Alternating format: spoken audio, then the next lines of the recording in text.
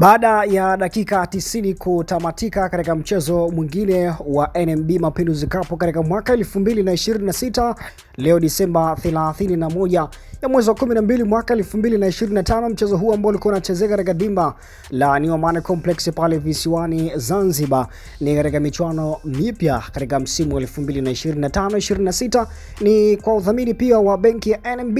na ambapo michuano hii imepewa jina la NMB Mapinduzi Cup, na mchezo wa leo ulikuwa ni kati ya Singida Black Stars Walima Alizeti kutoka kule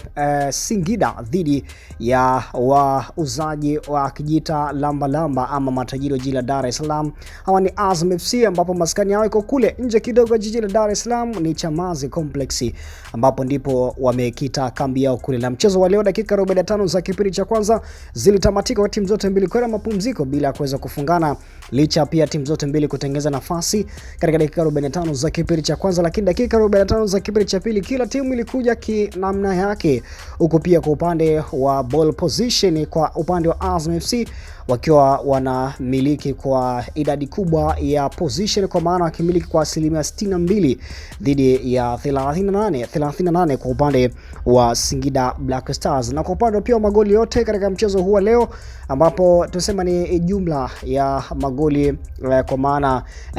ni moja ama sare ya goli moja kwa moja, na katika upande wa goli la Azam FC ndio wametangulia kwa kupitia mchezaji wao anaitwa Jafet Kitambala, mshambuliaji mpya kutoka kule DRC Congo, ambapo amefungua kaunti yake mabao katika michuano hii ya Mapinduzi Cup, ambapo ni kwa hisani ama mdhamini wake ni NMB benki, ni NMB Mapinduzi Cup 2026. Lakini mnamo dakika ya 75 yule tena mchezaji wa zamani wa Dar es Salaam Africans Joseph Gwede mnamo dakika 75 akaja kuisawazishia Singida Black Stars na kufanya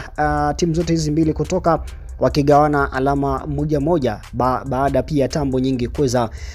kutembea ama kuonekana kwa muda mrefu. Kabla kuelekea mchezo huu leo, wasemaji pia timu zote mbili pia wakeza, kila mtu akaweza kutamba kwa upande wake, lakini mchezo umetamatika ni sare ya goli moja kwa moja. Ni Singida Black Stars ambao walikuwa ni wenyeji wakaweza kuwakaribisha Azam FC, na kwa upande wa magoli yote Azam FC ndio waliotangulia kupata goli kupitia kwa mchezaji Joseph